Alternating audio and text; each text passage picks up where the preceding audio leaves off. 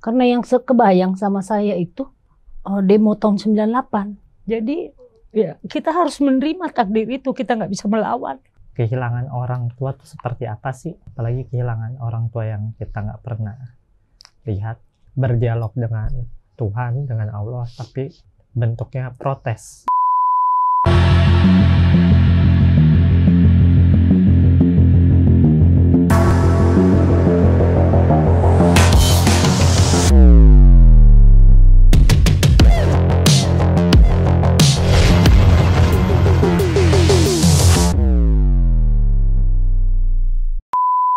Hai guys, welcome back to Ngobrol Asik. Hari ini aku kedatangan yang memang sudah aku tunggu-tunggu dari kemarin untuk bisa podcast bersama mereka.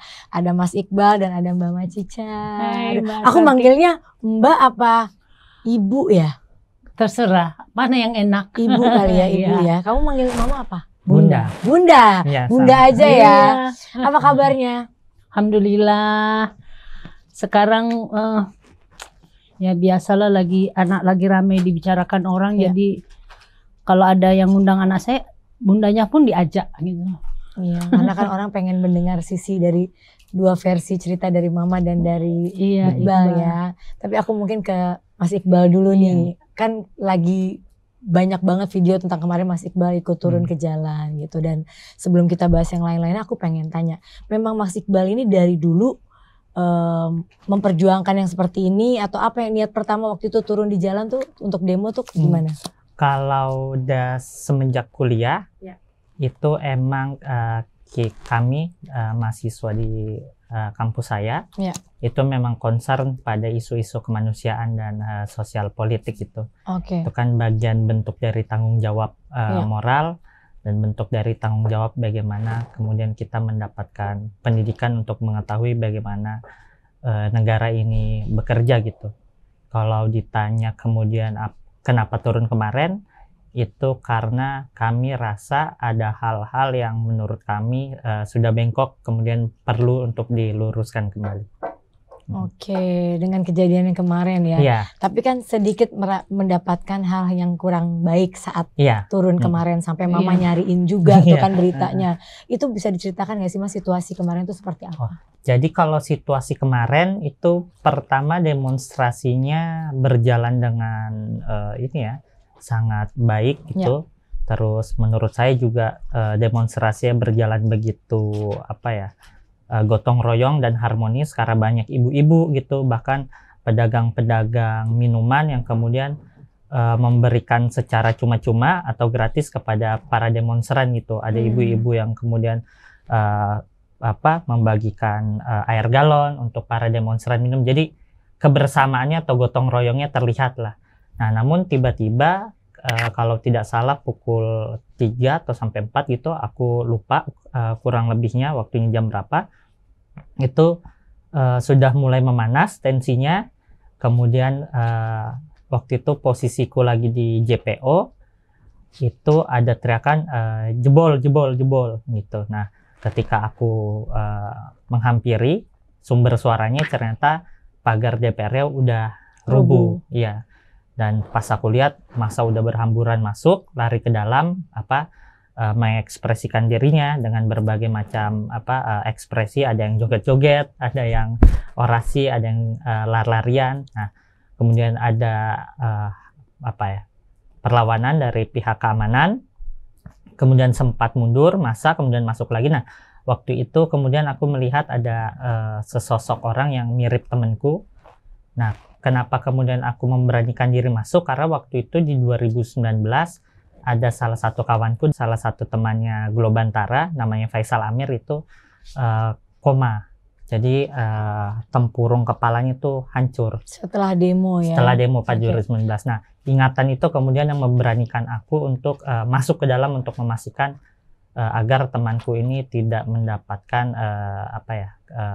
kejadian yang serupa gitu seperti temanku. Tahun 2019 Iya. itu. Akhirnya waktu aku baru banget masuk, tiba-tiba ada balasan lemparan batu dari pihak keamanan. Aku mencoba mengamankan diri di sebelah kiri untuk menjauhi kontak fisiknya atau lempar-lemparan batunya. Sempat diamankan oleh pihak keamanan. Nah, waktu saat saya diamankan itu sebenarnya sempat terlepas dari pantauan keamanan. Jadi pihak keamanan udah maju naik ke atas mengamankan beberapa orang. Saya sempat terlepas, tapi waktu itu punya kesempatan kabur. Saya berpikir ini kalau kabur keluar ke arah tadi tempat masuk lagi kontak-kontakan senjata batu ya, bahaya. Terus akhirnya aku menghampiri 2 aparat yang nggak berseragam. Aku sempat ditanya, kamu siapa?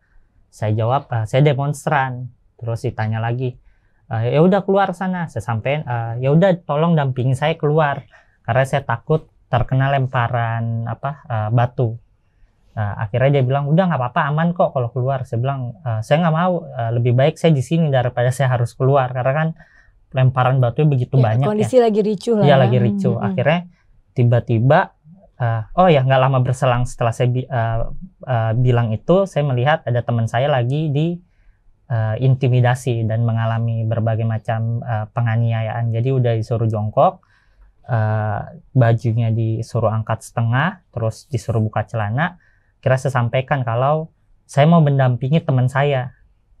Nah, waktu saya bilang saya mau mendampingi teman saya, akhirnya justru di situ tiba-tiba saya disuruh jongkok, buka celana dulu, terus disuruh jongkok. Kemudian tiba-tiba ada salah satu pihak keamanan yang menarik rambut saya ke belakang, terus menempeleng saya. Akhirnya saya sempat melihat ke arah orang yang melakukan tindak kekerasan ini ke saya. Kemudian kepala bagian sebelah kanan saya dipukul, tepatnya di kuping. Akhirnya saya sampaikan kalau tolong jangan pakai kekerasan. Nah, justru ketika saya menyampaikan itu, sepatunya yang melayang ke arah muka. Gitu. Jadi saya sempat black out selama beberapa detik atau berapa menit. Saya bilang sakit.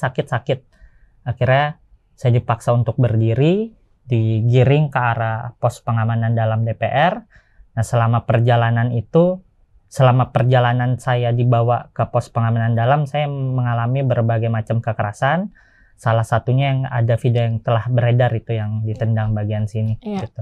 Ya, dan itu ada yang videoin random aja, ada yang videoin apa memang teman sendiri yang wartawan sih yang videoin. Iya, wartawan yang videoin. Saya juga baru tahu ngeliat videonya. Oh, ini buktinya berarti. Tapi waktu kondisi hidung saya berdarah itu kayak udah lewat dari video itu. Ya kan hidung sempat bengkok waktu itu. Bengkok ke kiri. Retak ya? Apa? Bengkok retak. Kalau sekarang sih aku pegang sini masih ada jendolan.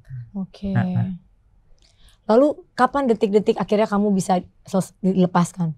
Detik-detiknya tuh kurang lebih 1-2 jaman saya ditahan, mengalami berbagai macam intimidasi secara psikis gitu, ditendang-tendang, kaki saya disuruh ngaku melakukan suatu tindakan yang tidak saya lakukan sekalipun. Kemudian sempat saya dibilang, mana tadi yang hidungnya patah, sini mau gak diobatin gitu, pertolongan pertama. Nah, waktu saya keluar, saya udah sampaikan ke salah satu dokpol, Pak, saya nggak mau keluar, saya takut dipukul lagi gitu. Akhirnya enggak aman. Nah, saya disuruh duduk di salah satu bangku. Nah, selama jangka waktu 5-10 menit itu justru saya tidak diberikan pertolongan pertama apapun, itu diberikan air juga enggak. Justru yang saya dapatkan adalah ketika beberapa pihak keamanan itu mondar-mandir yang nggak berseragam, dia malah menyampaikan ini mau acting. Justru saya malah dapat ledekan atau pelecehan gitu. Akhirnya saya pikir kalau lama-lama di depan nih bisa kena pukul lagi. Akhirnya saya masuk ke dalam, duduk lagi, nggak lama, 1 jam 30 menit gitu aku lupa. Dipanggil lah, mana tadi yang hidungnya patah, sini mau dibawa ke rumah sakit bilangnya, atau nggak mau dilakukan pertolongan pertama. Nah, waktu saya ikut justru saya dimasukin di mobil tahanan gitu, jadi nggak langsung ke rumah sakit, dimasukin mobil tahanan baru dibawa ke Polda Metro Jaya. Nah, di Polda Metro Jaya sempat ada salah satu pihak dari kepolisian yang bilang, itu kenapa hidungnya gitu, karena kan bengkok dan bengkak ya. Bengkok, oh ya udah sana dibawa dulu ke dokpol gitu, barulah dilakukan pertolongan pertama gitu. Jadi dibersihin darah yang udah mengering di hidung, terus dikasih obat. Jadi sempat dikasih kesempatan untuk Jadi Bunda sebenarnya itu ditelepon sama teman. Jadi kebetulan ada beberapa teman-teman memang yang pendamping hukum juga untuk demonstrasinya, itu menghubungi Bunda kalau Iqbal ditangkap gitu. Terus ada informasi yang diberitahu ke Bunda kalau hidungnya sudah memang sudah patah gitu waktu saat proses penangkapan. Aduh, Bunda sama Cica sendiri yang aku mau tanya, apa reaksinya saat melihat waktu anak belum pulang dan mendapat kabar tiba-tiba anaknya ditahan? Ya. Apa yang saat itu? Saya itu dapat kabarnya sekitar jam 5 ya Pak, kalau nggak salah jam 4 jam 5 lah waktu itu. Waktu mendengar pertama kali disampaikan bahwa Iqbal ditangkap, wah saya tahu kan anak saya pergi demo. Itu badan saya gemeter kayak nggak nginjak bumi. Gemeter, saya langsung sempat diam gitu, nangis. Karena yang kebayang sama saya itu demo tahun 98. Iya. Langsung walaupun anak saya sering demo tapi kan enggak pernah ketangkep gitu. Tapi ketika dengar anak saya ketangkep, langsung saya ingat tuh 98, ya Allah, ya Allah. Tolong saya hanya langsung minta tolong sama Allah. Saya langsung minta mohon doa, sujud. Mohon ya Allah selamatkan anak saya, nggak ada kemampuan saya. Hanya Engkau yang maha kuasa, yang maha besar yang bisa membantu anak saya, menolong anak saya. Saya nggak punya kuasa ya Allah. Serahkan benar-benar saya itu berserah diri sama Allah. Sepanjang itu saya nggak pernah bisa tenang. Apa yang Bunda lakukan saat itu? Apakah pergi langsung ke Polda atau enggak? Karena enggak ditahu ini Iqbal ada di mana. Tahu ada di mana. Ya. Oke. Kondisinya seperti apa enggak tahu. Ya, ya. Teman-temannya pun yang menelpon WA saya, belum tahu Bunda ada di mana. Waduh, saya tambah lemes. Gimana nih anak saya? Sampai jam 10 kali ya baru ada kabar.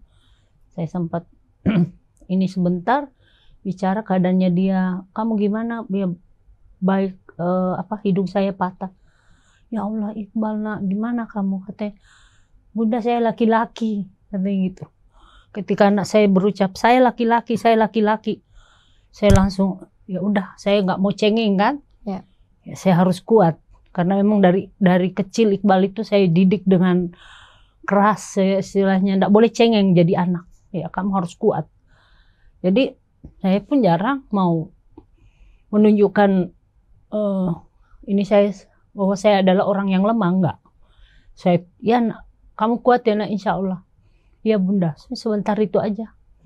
Katanya pulang, bisa pulang. Tapi saya kan harap saya pulang malam itu kan. Saya habis sholat, tahajud, saya lihat, oh anak saya kok belum pulang. Kamarnya masih kosong, enggak lagi bisa tidur.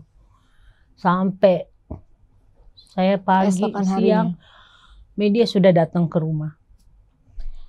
Dari mana media tahu bahwa yang memang belum pulang itu Iqbal? Apa Bunda ada telepon atau nggak ada? Saya nggak ada. Media menelpon langsung mau ke rumah. Saya pikir cuma satu. Ya. Ini kok medianya banyak banget. Saya bingungnya karena saya kan sendiri di rumah kan. Ya. Ini gimana nih, teman-teman media sudah pada datang. Wawancara, udah sempet wawancara, semua pada ngajak. Ayo Bunda, katanya kita pergi ke Polda, kita dampingi deh.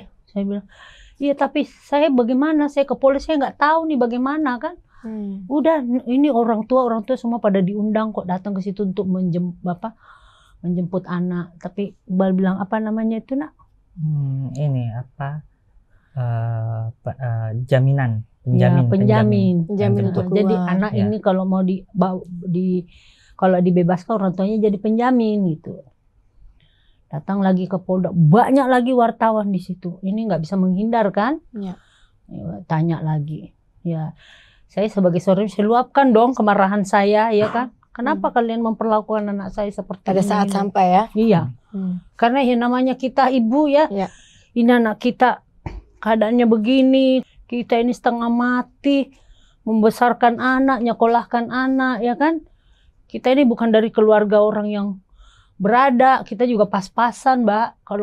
Kalau nyari duit juga mati-matian kan, setengah mati buat bagaimana untuk bayarin sekolah anak. Saya kan walaupun bapaknya seorang Menses, saya nggak pernah menerima harta beliau. Saya kembaliin semua, saya nggak mau.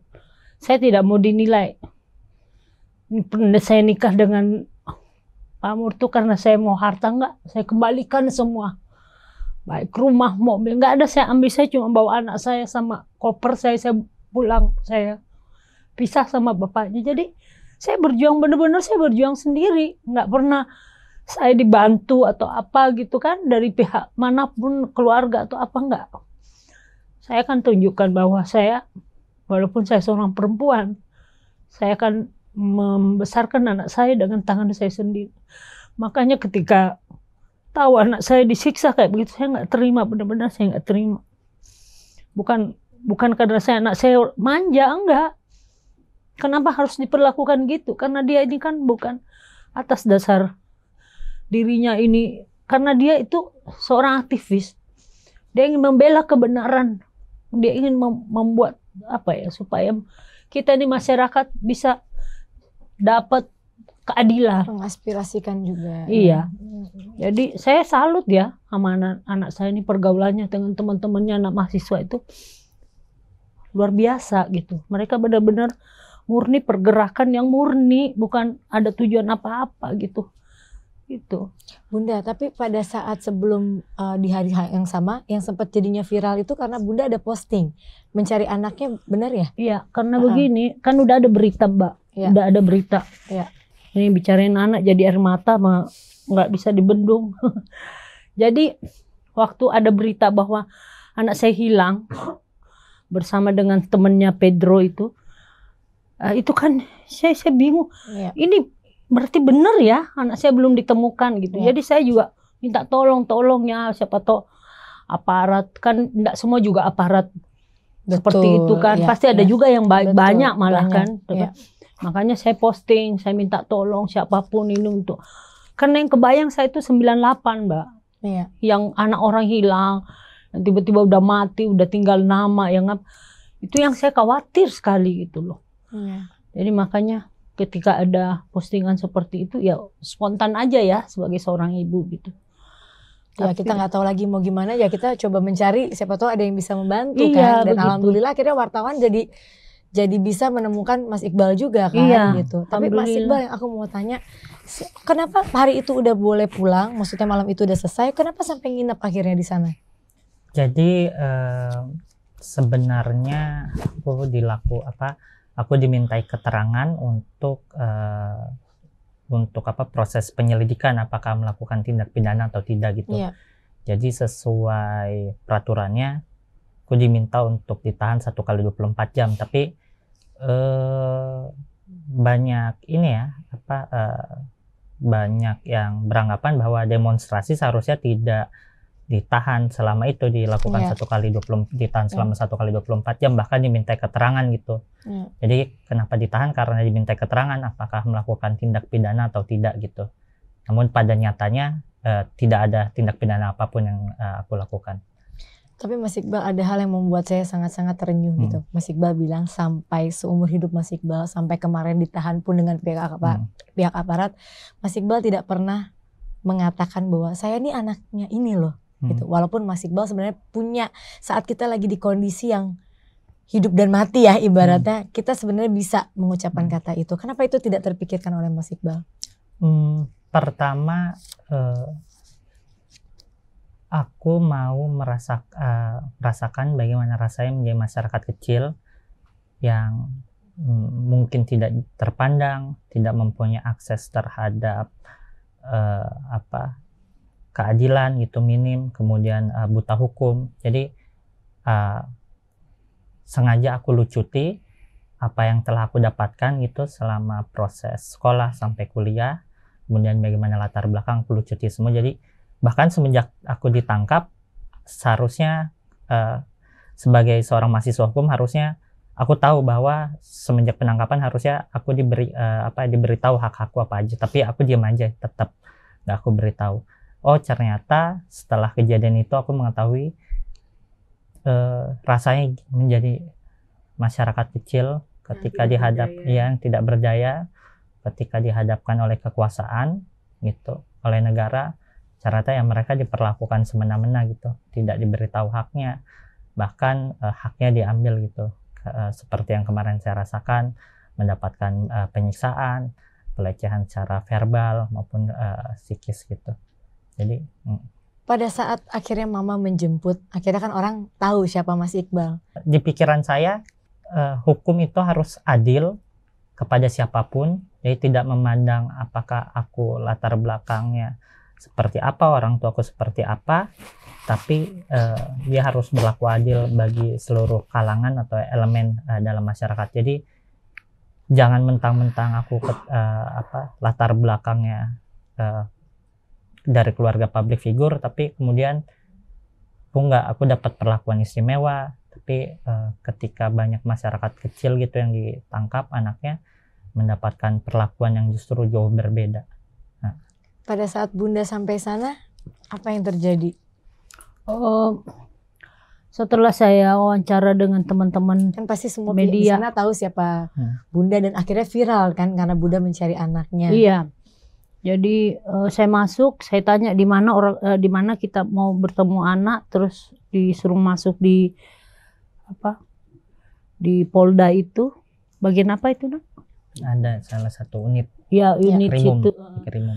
Di Skrimum. Udah banyak orang tua di situ. Semua udah pada, nggak ada yang muka-muka itulah sedih semua Muka kan tegang, ya, karena mereka kan tadinya khawatir banget kan dengan Ya. anak gitu. Terus pas lihat udah ada beberapa penasihat hukum juga yang mendekati saya bahwa Iqbalnya udah di dalam. Ya, saya nunggu, setelah dipanggil saya masuk ke dalam, saya nangis saja lihat anak saya, ini hidungnya udah bengkak. Terus saya peluk, gimana nak, kamu baik-baik, udah bisa pulang kan nak sama Bunda? Ya insya Allah, tapi masih harus diproses dulu gitu. Jadi ya namanya kita ibu ya, yang bisa cuma air mata. Tapi anak saya selalu ingat, saya laki-laki katanya. Saya laki-laki, berhenti lagi saya cengeng. Tahan ya. Nahan lagi. Nah saya nggak mau, dari dulu saya nggak pernah mau lemah di hadapan anak saya nggak mau. Bunda ini kan menurut saya udah sukses sebagai single mom ya, membesarkan seorang Mas Iqbal yang luar biasa gitu. Apa yang Bunda rasakan setelah melihat sosok dari Mas Iqbal sekarang? Saya merasa bersyukur. Ternyata perjuangan saya selama ini yang membesarkan anak saya, Allah menunjukkan saya bahwa apa yang saya perbuat, apa yang saya perlakukan buat anak saya, ya inilah hasilnya. Karena dari kecil saya selalu minta kepada anak saya, kita harus saling tolong menolong, harus punya rasa kasih sayang kepada sesama. Bukan hanya kepada sesama manusia, kepada makhluk Allah juga kita harus punya kasih sayang. Jadi apa nilai-nilai yang saya tanamkan terhadap anak saya itu ya terlihatlah sekarang gitu. Walaupun dari masa kecil sampai sekarang Iqbal memang anak yang sangat baik, penyayang apalagi sama keluarga, terkhusus ya gitu. Jadi ya nilai-nilai itulah yang mungkin selalu ada di dalam diri anak saya, dan saya syukuri bahwa saya tidak membesarkan anak saya dengan kemewahan, saya tidak membesarkan anak saya dengan materi atau apa, tapi dengan kesederhanaan itulah yang membuat dia menjadi gampang peka dengan sekitarnya. Kemanapun dia kuliah naik motor, sekolah juga begitu. Saya selalu mengantar anak saya, kadang-kadang kakeknya, kadang-kadang papa sambungnya yang antar. Dan saya pun tidak sungkan-sungkan antar anak saya pakai motor gitu kemana-mana, karena saya ingin supaya anak saya itu dari dasarnya tahu bahwa hidup itu harus berdiri ya sesuai dengan ya ginjak bumi lah istilahnya kan. Hidup itu harus menginjak bumi, artinya kita harus menyesuaikan dengan keadaan kita. Kita tidak boleh memaksakan keadaan. Kalau kita seperti ini, beginilah keadaannya, kita nggak bisa menolak. Apalagi takdir saya dengan anak saya nggak bisa menolak. Karena itu mungkin bagian dari perjalanan hidup saya, melahirkan dia, membesarkan dia, dengan segala keterbatasan saya sebagai seorang ibu. Jadi ya kita harus menerima takdir itu, kita nggak bisa melawan. Karena Allah yang memberikan, bukan saya yang mau, bukan anak saya yang mau. semuanya karena kehendak Allah. Jadi saya terima aja. Kalau melihat sifat dari Mas Iqbal sendiri ini lebih mewarisi sifat mamanya atau papanya? Orang kata bahwa anak itu baik, penuh kasih sayang, hatinya ikhlas, tulus. Mungkin dari saya. Kalau fighternya Punya prinsip keras dan orang yang punya sangat berprinsip gitu ya. Itu mungkin dari bapaknya. Jadi kalau dia sudah menganggap itu sebuah kebenaran, tidak akan bisa lagi kalau istilah kita mau ya bisa nggak Iqbal begini, jangan, tidak bisa itu harus begini ya. Makanya saya tahu itu benar gitu. Mas Iqbal sendiri melihat sosok mama yang luar biasa ya, single mom tapi berjuang gitu membesarkan anaknya, apalagi Mas Iqbal sekarang bisa sampai seperti ini. Menurut Mas Iqbal sosok mama seperti apa sih?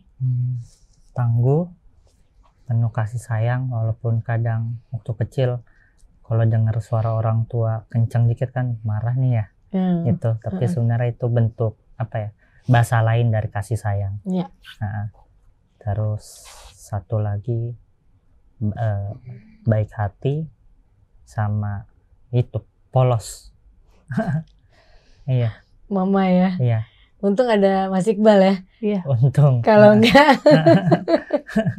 Tapi ya itu mungkin akhirnya mama ditolong terus sama orang ya. Iya. Tapi Mas Iqbal yang mau aku tanya, Mas Iqbal ini mulai tahu siapa ayahnya ini dari umur berapa? Awalnya tuh aku ingat SD kelas 3 kalau nggak salah, aku diperkenalkan dengan cerita-cerita Nabi waktu itu. Nah, kebetulan waktu itu di salah satu sekolah Islam di Jakarta Selatan diceritakan tentang cerita bagaimana Nabi Isa alaihissalam itu lahir tanpa seorang ayah. Jadi karena dulu nggak punya sosok ayah, jadi aku ngiranya kayak Nabi Isa gitu, nggak punya ayah. Terus aku nulis-nulis di buku. Seingatku waktu itu Bunda baca, jadi di situ mulai. Kemudian aku menanyakan, Iqbal punya ayah gak sih sebenarnya? Gitu. Lalu apa yang mama katakan? Baru di situ aku sebenarnya kurang ingat. Kemudian akhirnya punya, ada kok. Tanya aja tante kamu ini. Kemudian barulah di situ apa ceritanya dimulai dari situ sebenarnya. Cerita perjuangan. Tapi Mas Iqbal sendiri belum sempat ketemu dong dengan ayahnya sampai umur waktunya dia masih baru lahir sampai umur 2 tahun. Oh, jadi terakhir ketemu umur 2 tahun. Iya, dia belum tahu lah apa-apa kan, masih 2 tahun. Belum ada memori apapun ya. Iya. Seperti itu. Kalau mau diceritakan flashback nih ya Bunda ya. Bunda tuh waktu itu ketemu sama almarhum Bapak di mana? Kampanye. Iya, saya waktu kampanye di Bali. Iya. Salah satu partai. Kemudian karena saya ke Singaraja ya, dari Jakarta terus ke Singaraja. Waktu itu saya belum jadi artis, saya masih penyanyi-penyanyi biasa gitu. Terus saya dipilih untuk ke Jakarta oleh JK Record, mau direkamin untuk rekaman, tapi karena dia bilang, oh ini ada musim kampanye, kamu kampanye aja dulu, nanti untuk tes vokalnya nanti. Jadi saya ditugaskan. Ketemu Bapak malah belum jadi artis? Belum. Oh, oke. 92. Oke. Jadi saya dikirim ke Bali dari bandara. Dari bandara ya. Saya langsung ke Singaraja, pusing saya. Jadi saya ke dapur, saya duduk gitu, saya tidur. Ya, waktu bapaknya datang lewat, dia ngelihat saya, ini kok semua orang jabat tangan nih, orang kok nggak bergerak-bergerak, padahal saya lagi tidur. Udah gitu dia balik lagi lihat, loh kok nggak bergerak-bergerak gitu kan. Akhirnya rombongan ini berangkat ke lapangan buat kampanye. Saya masih tertidur di situ. Pas saya bangun, ini kok udah sepi, nggak ada orang, kemana katanya? Oh udah ke lapangan, katanya udah kampanye di sana, udah pergi naik motor ke sana. Jauh juga lumayan. Jadi waktu saya naik nggak boleh kan, udah steril. Saya bilang saya artis, saya mau naik nyanyi gitu, dipersilahkan. Karena udah full kan, adalah yang kosong. Saya langsung duduk di situ, duduk. Ternyata tempat yang kosong ini yang lagi pidato itu kota DPD. Lagi pidato, saya duduk di saya kan nggak tahu, nggak ngerti. Iya, masih muda sekali ya. Iya. Jadi waktu saya duduk Pak Mur langsung lihat, dia pikir setelah nikah sama saya, dia, waktu kau duduk itu saya pikir kamu itu dibawa sama malaikat duduk di dekat saya katanya. Kaget dia, tiba-tiba saya muncul. Terus dia negur saya, ini rompinya bagus ya. Kan kita dikasih rompi ya. Saya langsung, oh iya ini rompi artis Pak. Bangga banget. Mungkin karena mama polos ya. Iya kan? Kadang-kadang kan kalau orang ngelihat kalau orang yang terlalu gimana, orang jadi nggak suka. Ini karena terlalu polos jadi apa ya? Jadi menarik gitu. Terus ini rompi artis. Oh artis dari mana? Wah bingung dong. Saya kan bukan artis. Saya dari Sengkang. Saya bilang. Dia nanya, kan ini lagi orasi orang kan berisik. Sengkang di mana? Kesel banget. Cari aja di peta Pak. Saya nggak tahu juga. Cari di peta. Pas sudah gitu, boleh pinjam rompi. Saya buka lah rompi itu kan. Saya bukan ngasih gini loh Mbak Santi. Saya bukan saya begini. Nih. Saya lihat, saya cari teman-teman artis tuh di mana sih duduknya, kok nggak ada kelihatan. Saya nyari terus dia mau pakai rompi itu, saya dikasih air minum, ya kan? Saya minum lah itu minuman dia di botol. Oh, kata dia, kok diminum minuman saya? Saya bilang, saya kasih situ rompi, saya dari tadi belum minum. Saya bilang, saya nggak apa-apa, saya habisin. Kok pinjam rompiku kan? Saya nggak tahu siapa dia. Demi Allah. Jadi waktu sudah saya minum, dia ngajak ngobrol terus, saya malas balik. Beginilah saya kan ke sana. Terus pas disebutin namanya yang mau orasi berikutnya, saya duduk bener-bener, saya perbaiki duduk saya. Sebutinlah nama dia. Bapak Murdiono, Bapak Ketua ini. Pas dia berdiri, aduh, itu jantung saya mau copot, kaki saya nggak berhenti, gemeter kan kayak kita duduknya lesehan begitu kan. Kaki saya gemeter. Saya langsung menyesal 1000 penyesalan. Aduh Tuhan, itu Pak Menteri. Bagaimana caranya saya minta maaf kan? Wajah sepanjang dia orasi saya mikir, nih saya harus minta maaf. Soalnya saya tadi cuma lempar rompi itu kan. Jadi waktu selama dia orasi, saya tunggu dia balik. Pas dia balik saya langsung, Pak, saya pelukan. Pak, saya ambil tangannya langsung. Saya minta maaf Pak, ya Allah Pak, saya mohon maaf, saya nggak tahu kalau Bapak itu menteri. Hah, kamu nggak pernah nonton TV? Enggak Pak, nggak pernah baca koran. Enggak Pak, minta maaf Pak, ya Allah saya nggak tahu Bapak, ya Allah saya minta maaf. Itu dah. Terus kepala saya digini-gini sama dia. Terus ya udah. Sekarang kita nyanyi ya, nyanyi. Akhirnya nyanyilah sampai.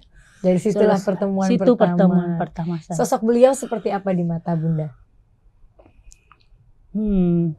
Penyayang. Orangnya juga polos. Terus humoris. Sangat humoris. Terus orangnya juga sangat peka ya. Jadi kalau saya pergi keluar kota sama dia tuh udah nyiapin Mbak amplop-amplop di mobil. Tiap dia singgah di mana-mana suka bagi-bagi. Jiwa sosialnya ini ya.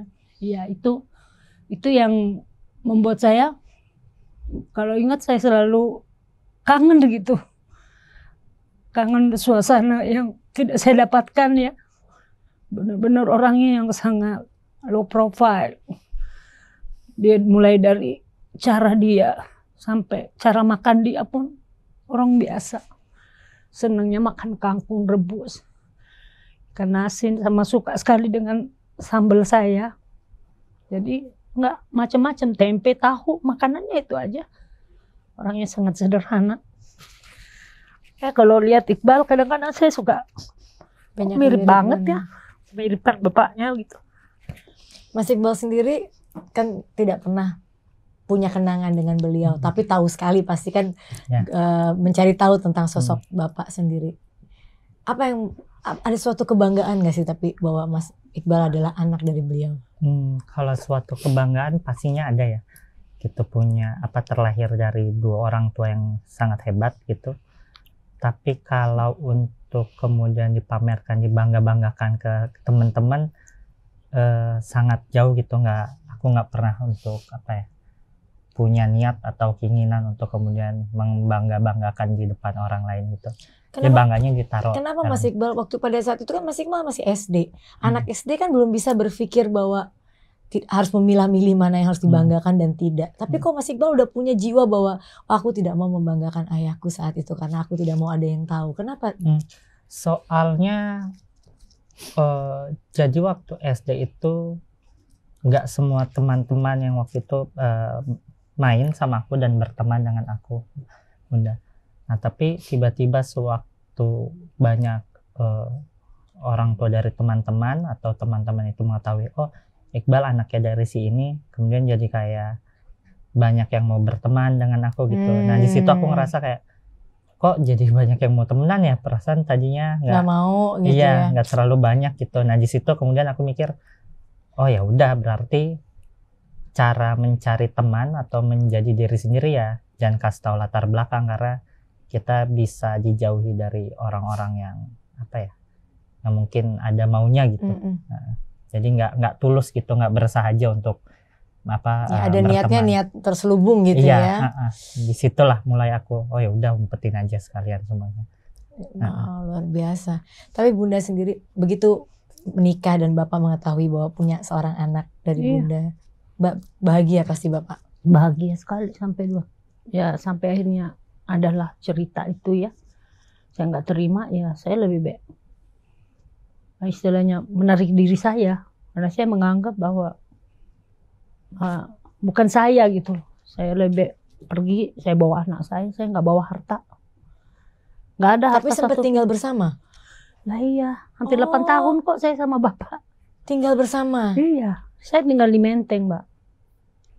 Oke, lalu kenapa saat itu tiba-tiba Bunda memutuskan untuk pergi? Ya karena ada hal yang lain lah.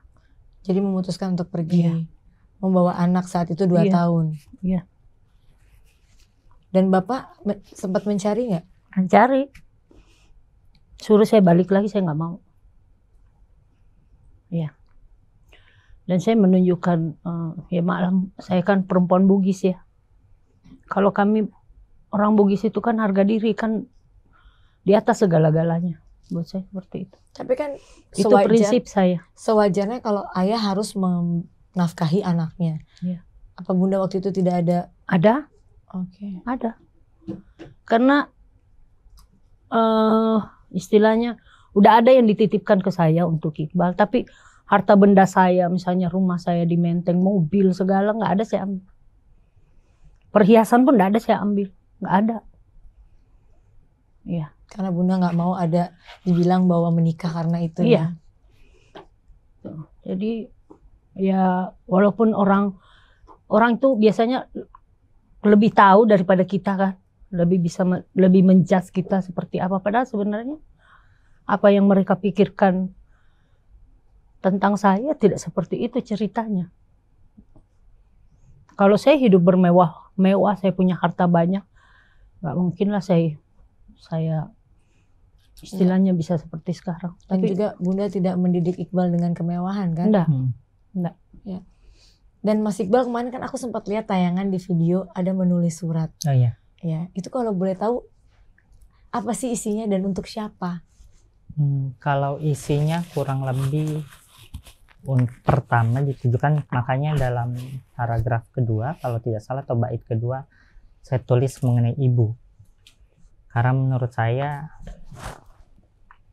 tidak akan ada lahir seseorang, perempuan maupun laki-laki, itu yang menjadi sosok yang besar tanpa dukungan seorang ibu.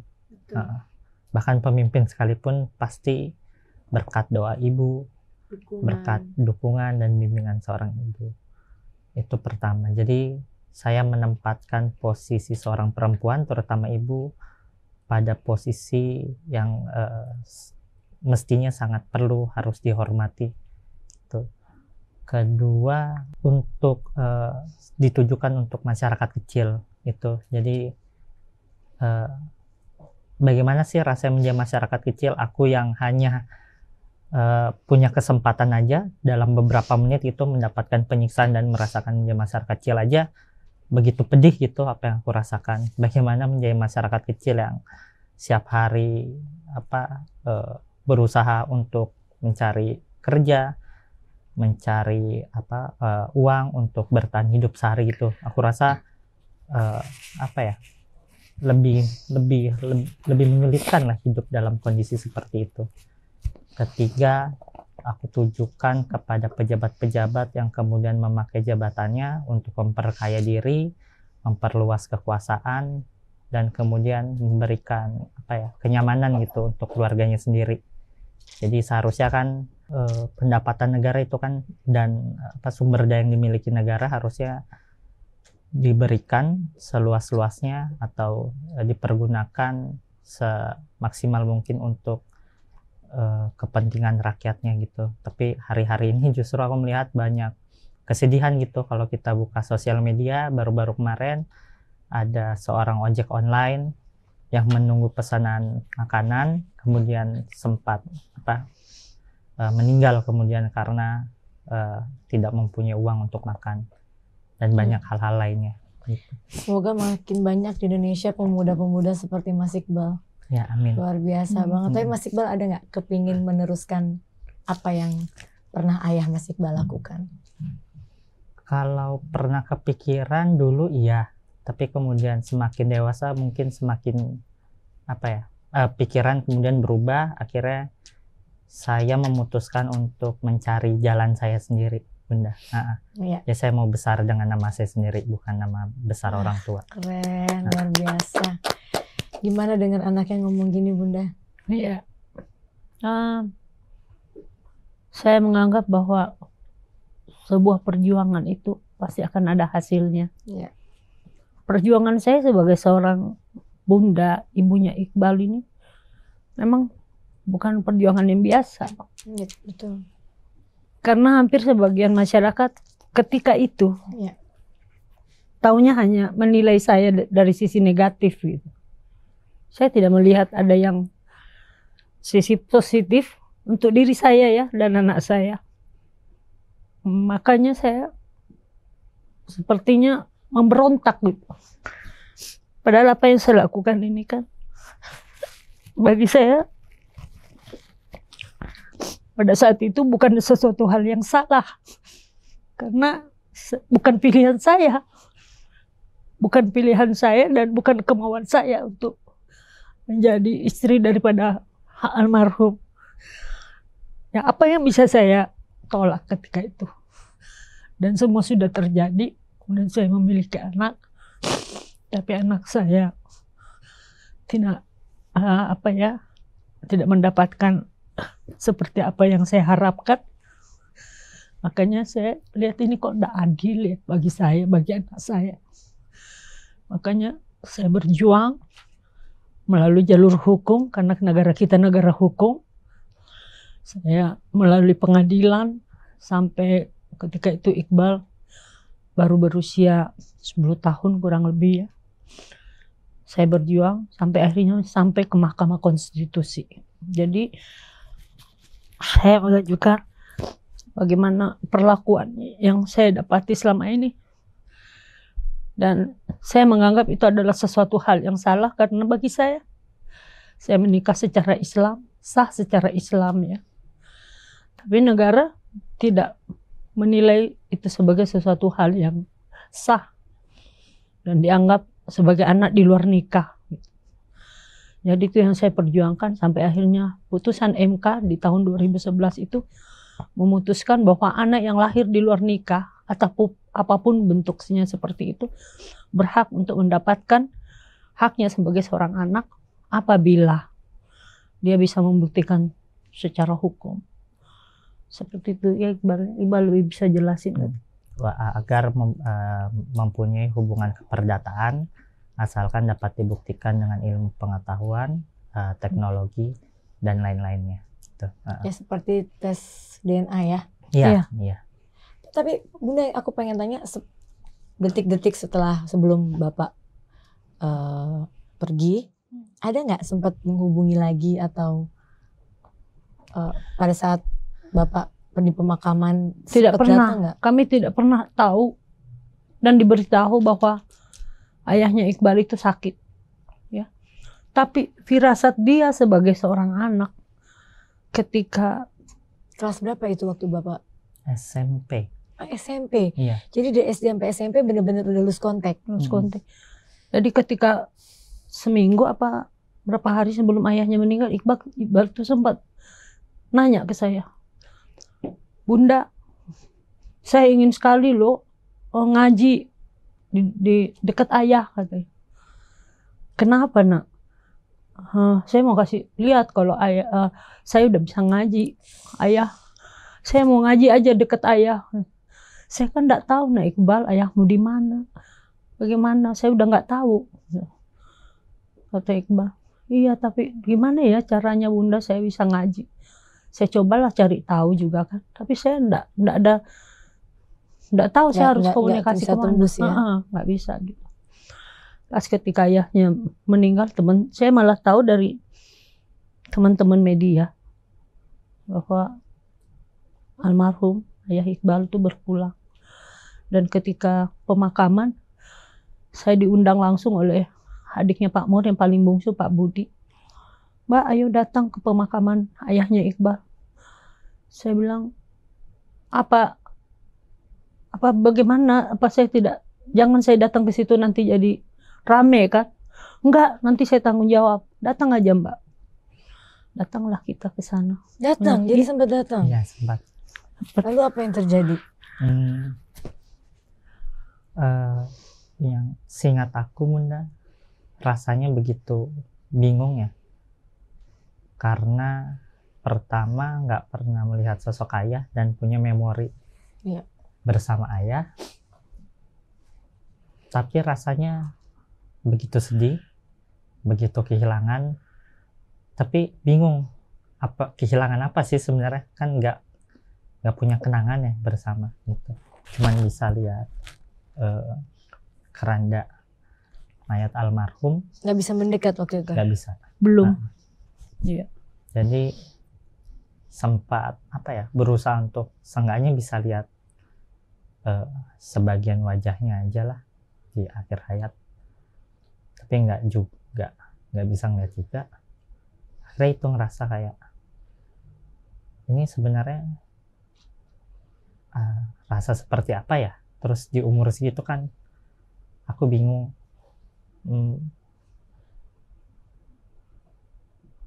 Kehilangan orang tua tuh seperti apa sih?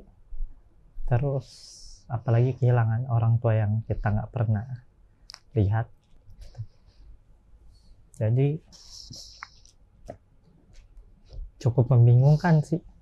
Bingung gitu, rasa campur aduk. Lalu apa yang Iqbal lakukan saat itu? Diam aja?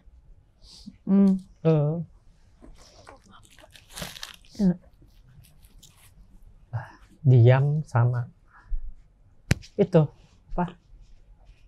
rasanya hancur banget, jadi cuman bisa nangis. Adakah rasa marah atau kecewa saat itu? Rasa marah sama kecewa ada mungkin ya, tapi seingat saya kemarahannya malah ke diri saya, kayak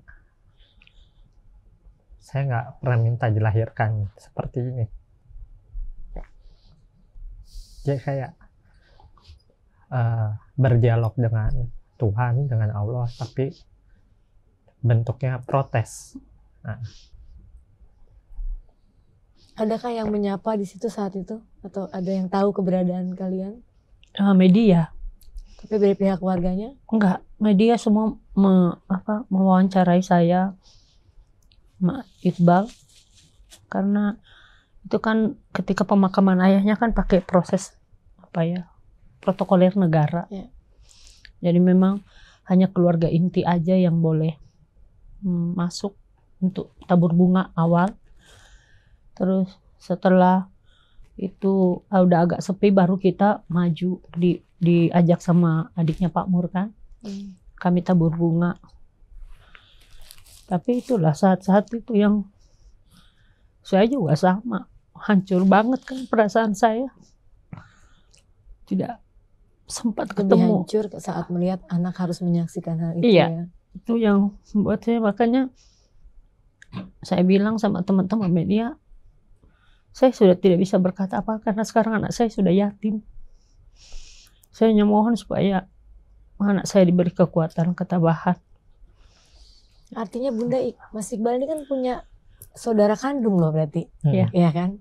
Pernahkah ada yang menghubungi sampai hari ini? Terakhir pernah ya, Mas Nov. Iya, Noval itu yang Noval. meninggal. Oh, udah sempat menghubungi. Ya, baru dia berencana mau menemui adiknya.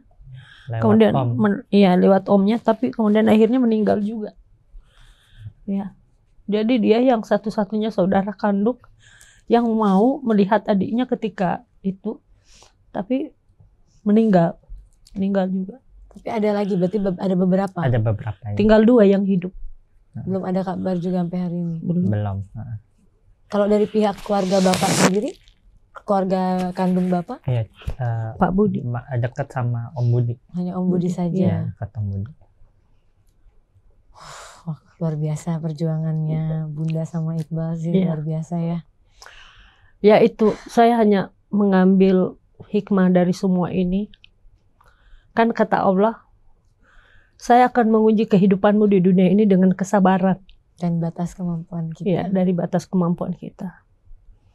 Jadi dengan kesabaran itulah pasti juga Allah akan memberikan sebuah kebahagiaan yang kita juga tidak tahu kapan Allah akan memberikan itu. Iya. Hanya kita diminta untuk bersabar. Dan ya alhamdulillah saya bisa melampaui itu dan melalui semua Iya. itu bersama anak saya. Tapi Mas Iqbal, kamu kan yang aku lihat kuat banget nih, sosok yang kuat gitu, yang mungkin ada masa-masa sebenarnya kamu nggak kuat, tapi kamu merasa kamu laki-laki, kamu punya ibu yang mungkin kamu tidak mau membuat hatinya sedih gitu. Bagaimana cara kamu berdamai dengan semua keadaan ini? Kalau ditanya berdamai, sulit sebenarnya Bunda. Bahkan salah satu alasan saya nggak suka, saya tuh kurang suka ya kalau disorot, karena seringkali seseorang menyalahkan saya karena perbuatan orang tua saya, kemudian kalau saya sukses gitu atau apa yang saya lakukan itu baik, oh emang karena orang tuanya. Kalau saya melakukan Apa aja salah aja ya. Jadi kalau ditanya sulit banget melewatinya. Tapi saya pikir waktu akan terus berjalan dan mungkin lama kelamaan saya akan terbiasa menjalani hidup seperti ini. Dan luar biasanya dia melampiaskannya ke hal-hal yang positif. Iya, karena saya juga ketika Iqbal dalam masa pertumbuhan, saya kan udah dititipin ayahnya ya untuk membimbing anak saya dengan kesederhanaan dan harus keras kalau mendidik anak laki-laki itu. Ya artinya ketika dia tumbuh, mulai dari dia SD, remaja, saya selalu mengontrol anak saya. Saya nggak pernah lepas mata telinga saya untuk terus mengikuti masa pertumbuhan dia. Kalau dia bergaul, saya tanya, kamu sama siapa nak? Dengan siapa? Kamu di mana? Jam berapa kamu pulang Iqbal? Jadi selama kegiatan dia positif, saya dukung betul anak saya. Nggak saya batasi. Karena saya selalu memberikan nasihat, nak, kamu bertanggung jawab dulu sama dirimu ya nak ya. Baru kamu bertanggung jawab sama orang lain. Itu. Siapa support sistem terbesar selain Bunda?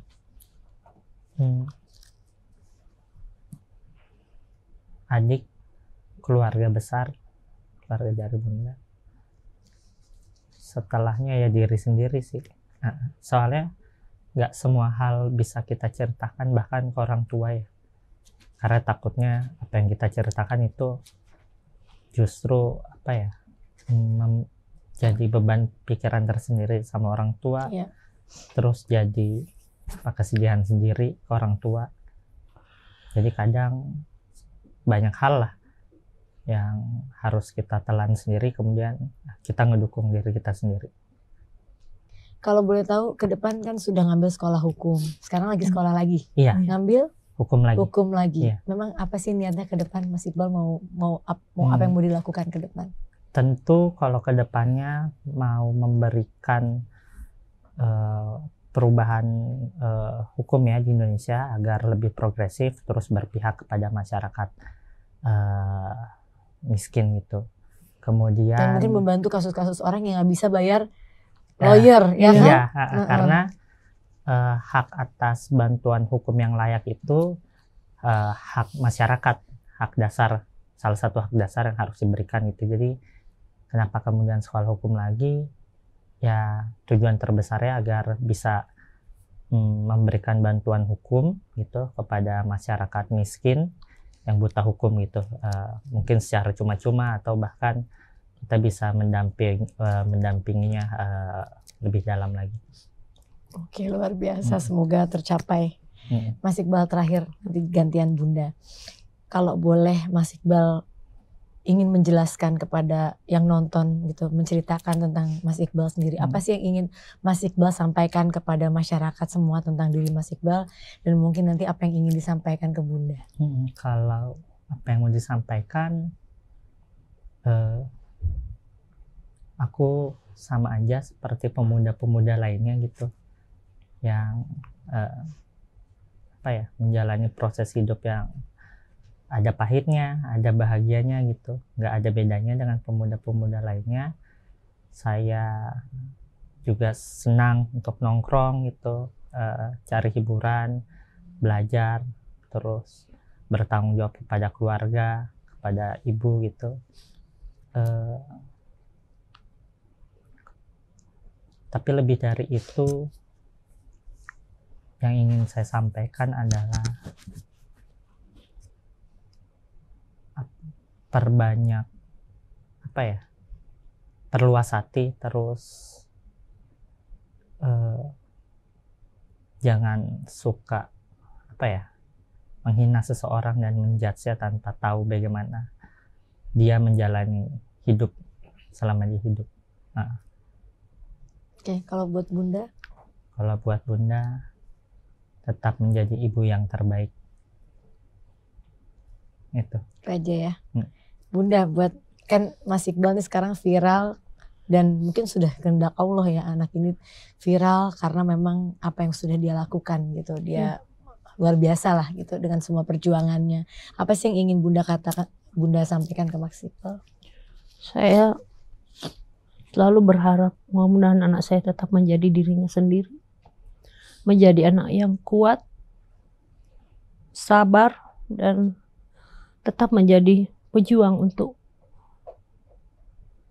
keluarga, untuk masyarakat, dan terkhusus untuk Indonesia. Karena kedepannya anak-anak generasi seperti Iqbal lah yang akan melanjutkan Indonesia menjadi lebih baik.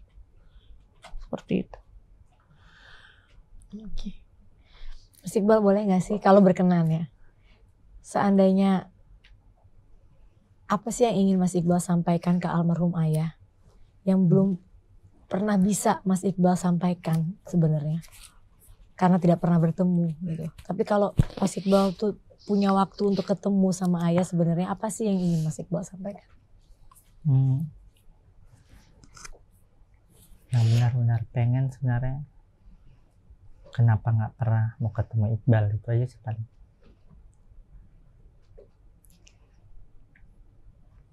Hanya ingin bilang itu aja ya. Sedih banget aku. Luar biasa, tapi aku yakin Mas Iqbal ini ke depan bisa jadi orang yang hebat. Amin, insyaallah. Kita doakan semua karena luar biasa banget. Aku sebagai seorang ibu tahu banget lah ya, kita kadang jadi anak kita nggak pernah minta ada di dunia ini, tapi kita hadir dengan segala luka dan dengan segala perjuangan, kita pasti jadi orang yang hebat. Amin, insyaallah. Makasih ya Mas Iqbal udah datang. Makasih ya Bunda Macica sama-sama datang ke sini. Mbak Santi, terima kasih udah mengundang kami. Luar biasa banget obrolan kita hari ini. Semoga bisa banyak ilmu yang bisa kalian dapatkan. Thank you for watching. Jangan lupa like, comment, and subscribe.